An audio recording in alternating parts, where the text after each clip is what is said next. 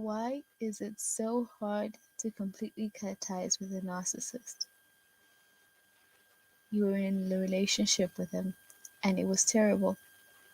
Even after you realize just how toxic they are, and you finally find out they are a narcissist after researching and watching countless YouTube videos, reading countless articles, you can relate to what everyone has to say about how toxic they are, the gaslighting, the mistreatment, the bullying.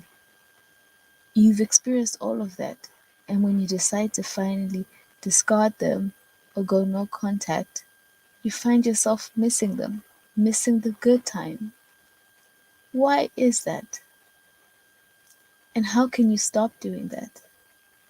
Hello, everyone. Welcome to Jackie Speaks. My name is Jackie. Today, I will be discussing why it is so difficult to cut off ties with a narcissist, or why you keep thinking about them and romanticizing what happened, or even, minimizing the abuse and the bad times and focusing on the good times, and how you can stop doing that, how you can completely let go of them. So, do you find yourself constantly thinking about them, trying to stop yourself from calling them, checking in on them, or when they call you, you get excited and you're almost drawn back into them? This is after you've discarded them or they've discarded you and you've got no contact and you've decided to separate yourself from them. You still find yourself thinking about them and missing them, even though you know exactly what they are. They're evil, narcissistic, and cannot be trusted. A part of you still feels connected to them. And this can be with family, friends, or a romantic partner, or an ex, rather. And what I will do a separate video on family. This one will focus on romantic partners and why you still hold that love for them, even though you know they're toxic and they've mistreated you most of the relationship. You find yourself missing the good old times, even though the bad heavily outweighs the good. You fantasize about them coming back to you, begging for your forgiveness and saying they've changed and they're a better person. Sometimes you even doubt that they're a narcissist. Maybe I was overreacting. You start, maybe they're not who I thought they was. Maybe I'm just, you start doubting all your experiences, all the pain you've been through. And you feel like you're going to start falling back into the patterns of being attached to them, like you're addicted to them and you can't let them go. This, these are all effects of love bombing that was done to you at the beginning stages of the relationship or when they drew you in. They crafted this perfect image of what you wanted to be, an image of lies and illusions to draw you in. And they did everything you wanted. They were everything that you needed, and you just thought, man, I found the person that I'm supposed to be with. I found this perfect person, right? How can this perfect person exist? The truth of the matter is that wasn't real. That was an illusion. The person you fell in love with, the good times, everything you like about them was all a lie, an illusion. They projected to you your fantasy of your ideal partner, what you wanted to see. And most of the time, they actually project your own good qualities to you, or the things you love, the things you hold in high regard. They project that back to you, so you feel like you found someone who's just like you, your soulmate. For example, if you're really into football or spirituality or you love reading, they will pick up those same things as well and pretend to be into those same things. So you feel like you've really found someone you can connect with. When in fact, they probably weren't even interested. They were just willing to say and do whatever to draw you in. So they made it seem like there was some sort of perfect soulmate type person who you were meant to be with. And so letting go of them feels like you're letting go of some great love that you're never gonna find again. You found this perfect person who matches everything you want to him, except they're abusive. So now it's like, what do? I have this is exactly what I wanted, but also not the complete opposite of what I wanted, then the truth of the matter is the idealizing, the perfect image was all a lie. Sorry to burst your bubble. That was all an illusion created to draw you in. And in order to let go of them, you need to let go of the meaning you have attached to them.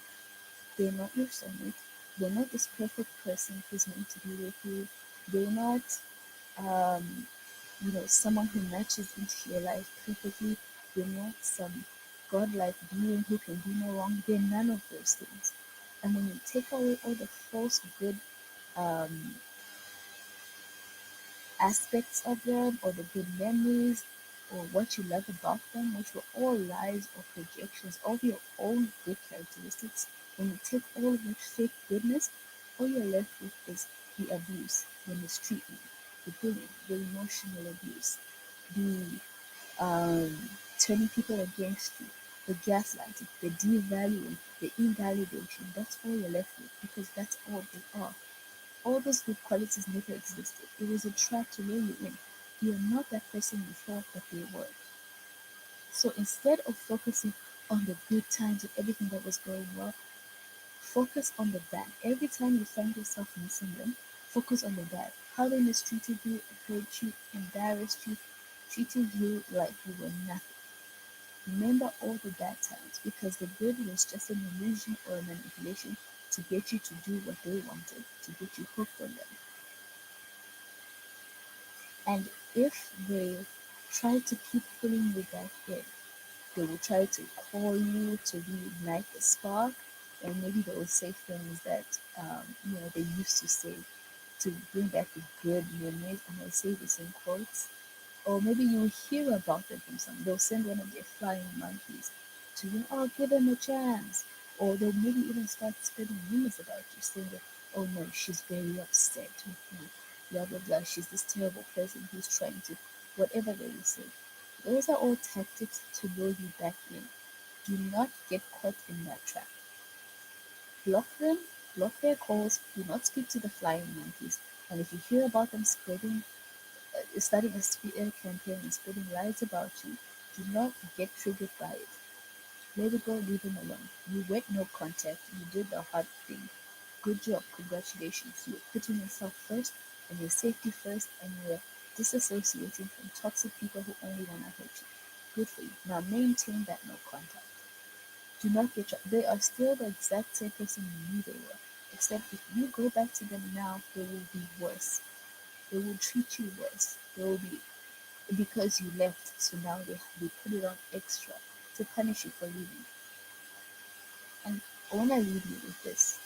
All the good things you thought you loved about it, all the good times, the memories of, there is someone out there with all of that, who you can have all of those good memories with, who can treat you well, who you can connect with, who loves the things you love, for real, and not just pretending, for real. That person is out there. And guess what? They do not come with the narcissistic abuse.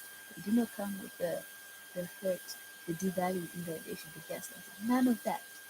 Imagine all the good times without the bad on another person. Everything you loved about that person is someone who has that for real. No manipulations, no illusions, no lies. So go out there and try to find people like that. Of course, after you've healed and you're ready to step out and look for people. But just know, even as you're healing, and because I know with victims of narcissistic abuse, you want to take some time to heal. You don't really trust people and you don't know. So you can take that time off.